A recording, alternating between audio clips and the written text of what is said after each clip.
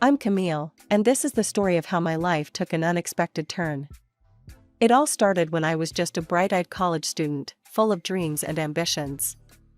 I was studying to become a financial analyst, and that's where I met him, Mark. Mark was everything I thought I wanted in a partner. Smart, charming, and as ambitious as I was. We hit it off immediately, spending hours talking about our future plans and how we'd conquer the world together. It wasn't long before we decided to get married, right there in college. And so, our journey began. Mark set his sights on becoming a university professor, while I aimed for a position in a large investment company. We were young, in love, and ready to take on the world. After graduation, things started falling into place. Mark landed a teaching position at the university, and I secured a job as a financial analyst at a reputable investment firm. We were ecstatic, feeling like we were on the right path to achieving our dreams. In those early days, Mark's career took off like a rocket. He quickly became one of the most popular young professors at the university. Students loved his engaging teaching style, and his colleagues respected his intellect. I couldn't have been prouder. Meanwhile, I was quietly making progress in my own career. I threw myself into my work, analyzing financial data, creating reports, and slowly but surely climbing the corporate ladder. It wasn't as flashy as Mark's rising star, but I was content. As time went on, Mark became more involved in the university's social life. He was often invited to give interviews, attend faculty events, and spend extra time with his students. This meant he was frequently home late, but I understood. After all, we had agreed that our careers would come first. "Sorry I'm late again, Camille," he'd say, rushing through the door at 9 p.m. The students had so many questions after the lecture, and then the dean wanted to chat. I'd smile and say, "Don't worry about it.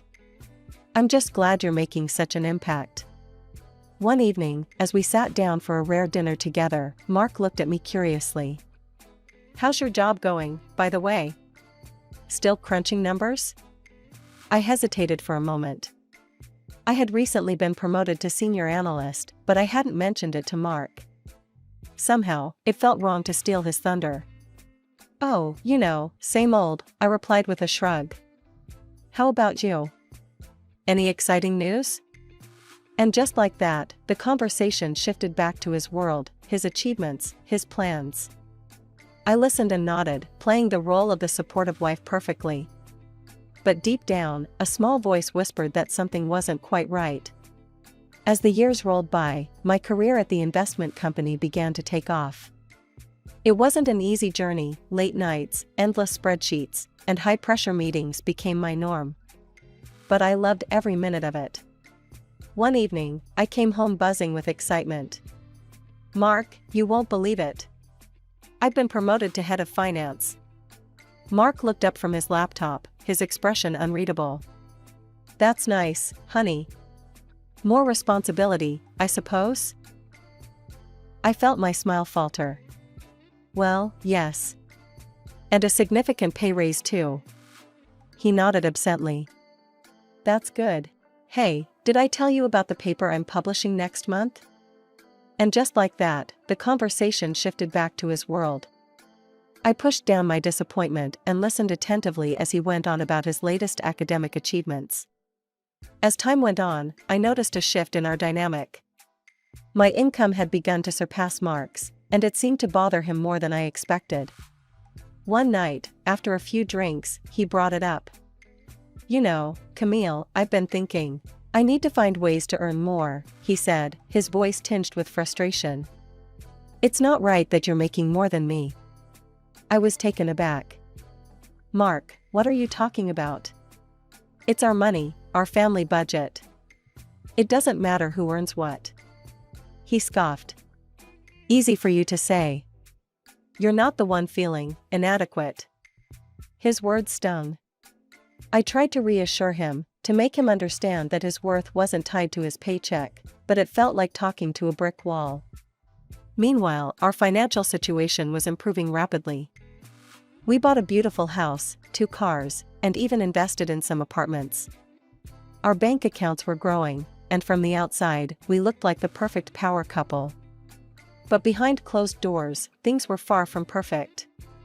Mark's jealousy of my achievements grew, casting a shadow over our relationship. He began to drink more, often coming home late smelling of alcohol. One night, he stumbled in, his eyes bloodshot. "Guess what, Camille? They picked some middle-aged woman for the dean position instead of me. That woman must be sleeping with the rector. It's the only explanation." I was shocked by his assumption. "Mark, that's a terrible thing to say. Maybe she was just more qualified?" He turned on me, his eyes flashing with anger. "What, you think I'm dumber than her? Is that it?" "Of course not," I backpedaled. "You're the smartest person I know." He laughed bitterly. "Right. Well, I'm smart enough to know how women get ahead in this world." Through the bedroom. The implication hung heavy in the air. I felt my cheeks burn with anger and hurt. "Is that what you think about me too?" But Mark had already turned away, stumbling towards the spare bedroom. "I'm sleeping here tonight," he mumbled, slamming the door behind him. I stood there in the hallway, feeling like I'd been slapped. Was this really the man I had married? The brilliant, ambitious partner I thought I knew? As weeks turned into months, Mark's behavior continued to worsen. His drinking became more frequent, and his bitterness about his career seemed to consume him. I tried everything I could think of to help him. "Mark, what about some personal development courses?"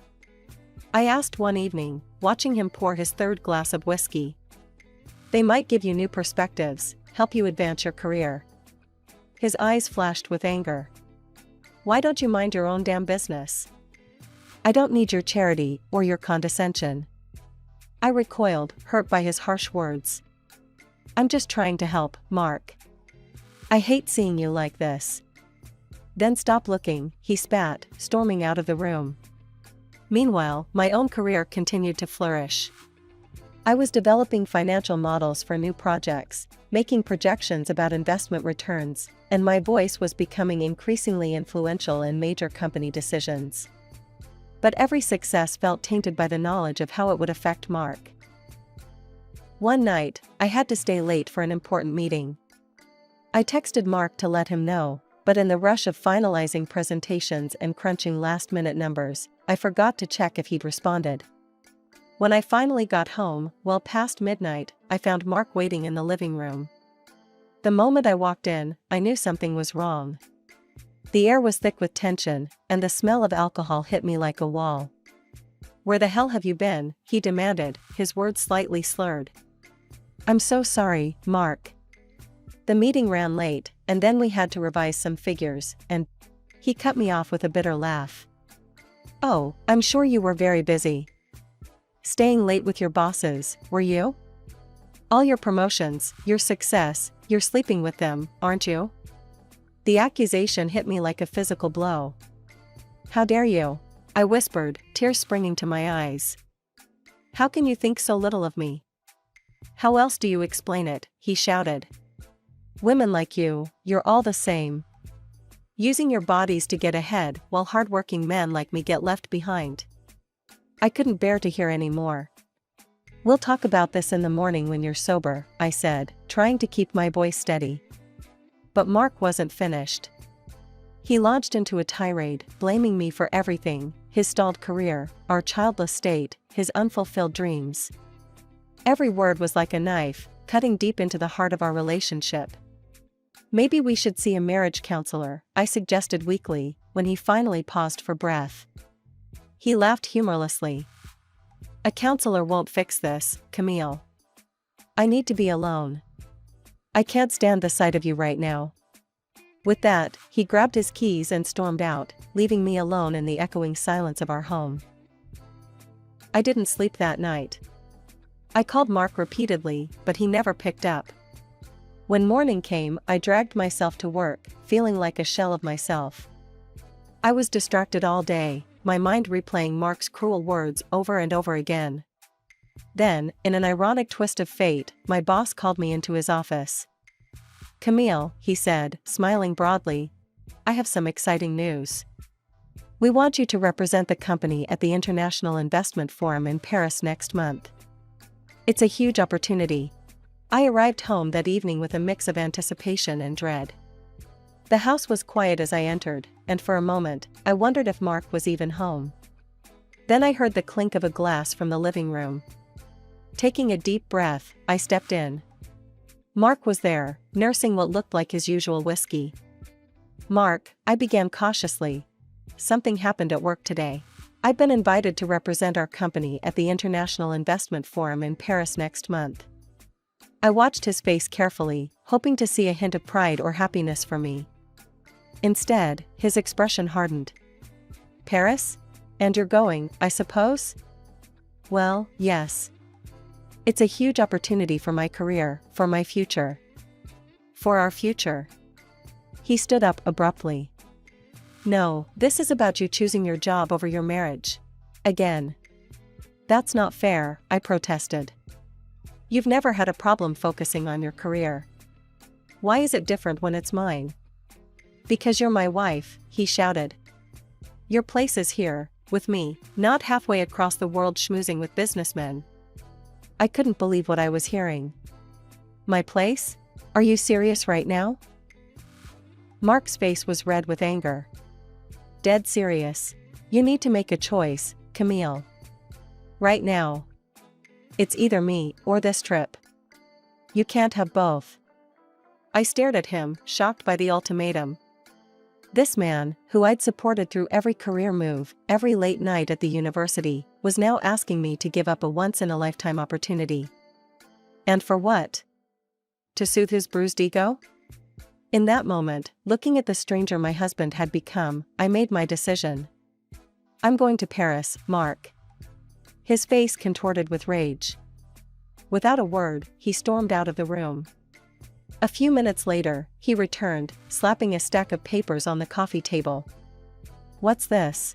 I asked, though I already knew the answer. "Divorce papers," he spat. "Since your career is clearly more important to you than our marriage, let's just end this charade." I picked up the papers with trembling hands. Part of me wanted to tear them up, to beg him to reconsider. But a stronger part, a part that had been silenced for too long, knew this was the right thing to do. "Fine," I said, my voice steadier than I felt. "I'll take these with me to Paris. We can discuss it when I get back." With the divorce papers tucked safely in my briefcase and a heart heavy with conflicting emotions, I left for Paris the next morning. Mark didn't even bother to say goodbye. The International Investment Forum was everything I had hoped for and more. I found myself surrounded by brilliant minds from all over the world, discussing cutting-edge financial strategies and global economic trends. It was exhilarating. On the third day of the conference, I met Jacques, a charming French investor who took an interest in my work. "Your analysis of emerging markets is fascinating, Camille," he said over coffee. "Have you considered publishing your findings?" I laughed, somewhat embarrassed. "Oh, I don't know. I'm just doing my job." Jacques shook his head. Non, this is more than just a job. You have a gift, my dear. You shouldn't hide it." His words struck a chord in me. How long had I been downplaying my achievements, making myself smaller to fit into the role of the supportive wife? As the days passed, I found myself opening up, sharing ideas more freely, and even leading a few impromptu discussions. People listened to me, valued my opinions. It was intoxicating. As the forum drew to a close, I was approached by Sophia, the CEO of a prestigious international firm. "Camille," she said, her eyes twinkling with interest, "I've been watching your work this week. How would you feel about joining our team in London?" I was stunned. "London? I don't know what to say." Sophia smiled. "You don't have to decide right now. Take some time to think about it. But I believe you could do great things with us." As I packed my bags on the last night in Paris, my mind was reeling. The job offer in London, the divorce papers in my briefcase, the life I had left behind in the States, it all swirled in my head like a chaotic storm. I looked out the window at the twinkling lights of Paris. 2 weeks ago, I had arrived here feeling lost and conflicted. Now, I was leaving with a clearer sense of who I was and what I was capable of. As I boarded the plane back to the States, I clutched my briefcase close. Inside were not just the divorce papers, but notes from the conference, business cards from new connections, and the job offer from Sophia. It felt like I was carrying my past and my potential future, all in one hand. The flight attendant's voice crackled over the intercom. "Welcome aboard. We'll be departing for New York shortly." The familiar sights of home greeted me as I stepped out of the taxi, but everything felt different. I was different. With a deep breath, I unlocked the front door, bracing myself for whatever awaited me inside. To my surprise, Mark was there, sitting in the living room as if nothing had changed. He looked up as I entered, his expression unreadable. "Welcome back," he said, his tone oddly casual. "How was Paris?" I hesitated, caught off guard by his apparent calm. "It was enlightening," I replied carefully. Mark nodded, then stood up and approached me. For a moment, I thought he might hug me, but he stopped short. "Listen, Camille, I've been thinking while you were gone. I think we got off on the wrong foot before you left." My heart raced. Was he about to apologize? To try and make amends? "I'm willing to forgive you," he continued, and my hope deflated instantly.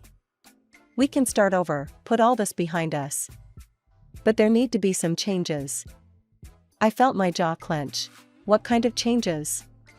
"For starters, you need to quit your job," he said, as if it was the most reasonable request in the world. "It's clear that it's causing problems in our marriage. If you stay home, focus on our relationship, everything will be better." I couldn't believe what I was hearing. Quit my job? Mark, that's insane. My career is important to me. It's part of who I am. His face hardened. "More important than our marriage? Than me?" "That's not fair," I protested. "Why should I have to choose?" "Because I'm your husband," he shouted, his calm facade cracking. "I'm sick of coming second to your ambition. It's time you remembered your place and started acting like a proper wife." In that moment, something inside me snapped. All the frustration, the resentment, the pain of the past months came flooding out. "My place?" I spat back. "And where exactly is that, Mark? Beneath you? Sacrificing everything I've worked for just to stroke your ego?"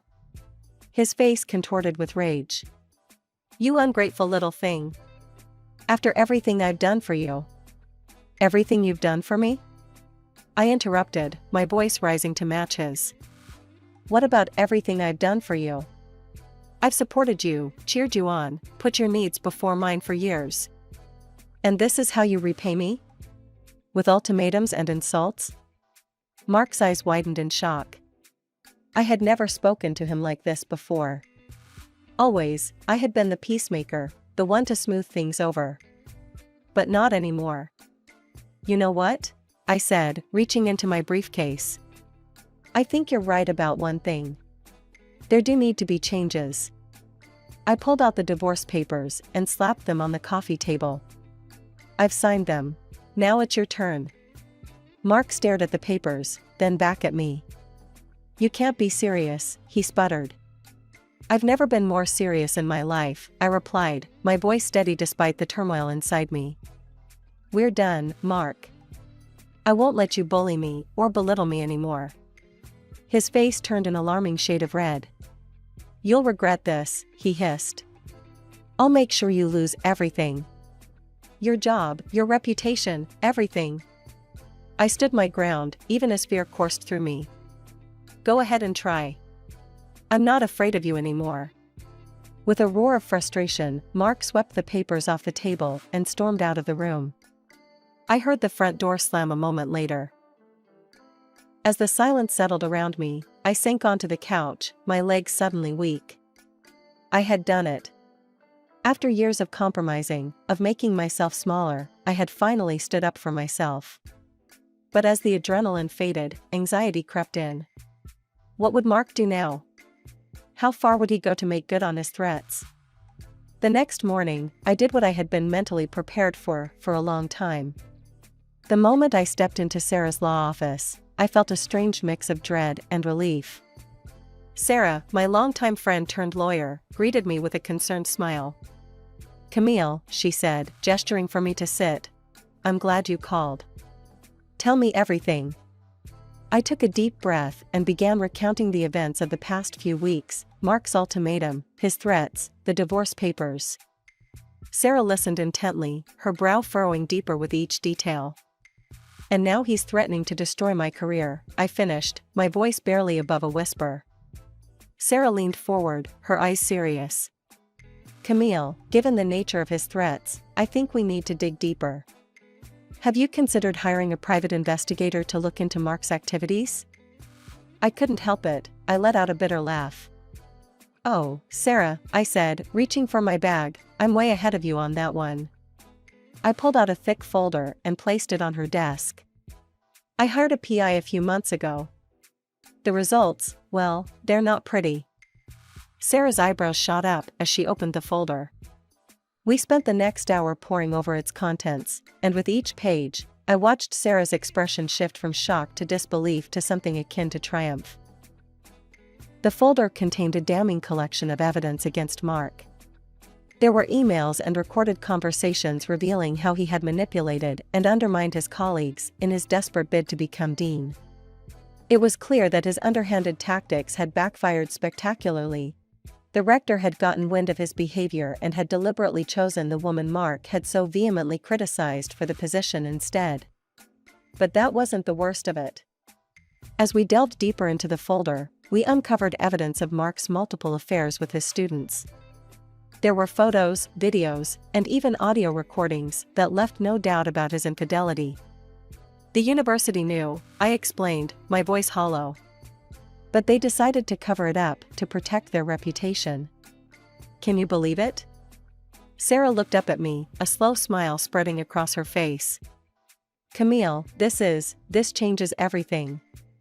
With this evidence, we're not just going to win the divorce case. We're going to make sure Mark never threatens you or your career again." As we began to strategize, I felt a weight lifting off my shoulders. I had been carrying the burden of this knowledge alone for so long, afraid to use it, afraid of the consequences. But now, with Sarah by my side and a clear plan forming, I finally felt like I was taking control of my life again. The 2 weeks leading up to the trial were some of the most stressful of my life. Mark ramped up his campaign of intimidation. My phone buzzed constantly with his threats and demands. "You'll be left with nothing, Camille," he snarled in one voicemail. "I'll make sure you're penniless and disgraced." Another day, his tone shifted to a disturbing plea. "Come back to me, baby. Be a good wife. Stay at home, and I'll forgive everything. Just do what I say." Each message made my skin crawl, but I forced myself to record and document every word. Sarah had advised me to keep a detailed log of his behavior, and I followed her instructions to the letter. Finally, the day of the trial arrived. As we entered the courtroom, I saw Mark for the first time in weeks. He looked confident, even smug, as he took his seat. His lawyer leaned over and whispered something in his ear, and they both chuckled. The proceedings began, and Mark's attorney painted a picture of me as a gold digger, someone who had used Mark for his status and now wanted to rob him blind. "Your Honor," he said, his voice dripping with false sincerity, "Mrs. Thompson is simply jealous of my client's successful career. This divorce is nothing more than an attempt to cash in on his hard work." I gritted my teeth, forcing myself to remain calm. Sarah squeezed my hand reassuringly. Then it was our turn. Sarah stood, her posture radiating confidence. "Your Honor, we have evidence that paints a very different picture of this marriage and Mr. Thompson's character." What followed was a systematic dismantling of Mark's facade. Sarah presented the emails showing his underhanded tactics at work, the audio recordings of his threats against me, and finally, the damning evidence of his affairs with students. I watched as the color drained from Mark's face. He began to tremble, his eyes darting around the courtroom as if searching for an escape route. His lawyer looked shell-shocked, frantically whispering in Mark's ear. The judge's expression grew increasingly stern as she reviewed the evidence. When she finally spoke, her voice was cold with disapproval.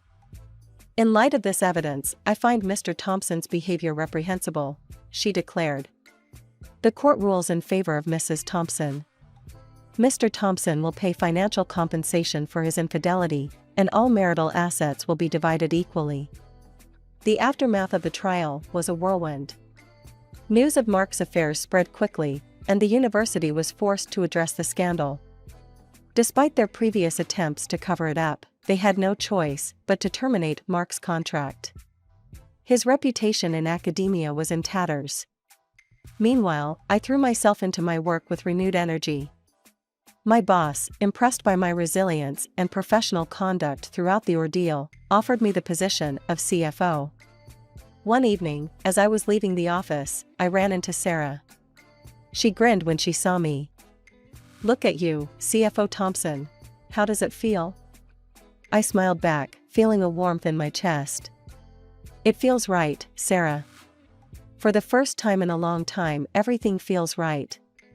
As we walked together, chatting about the future, I felt a profound sense of gratitude.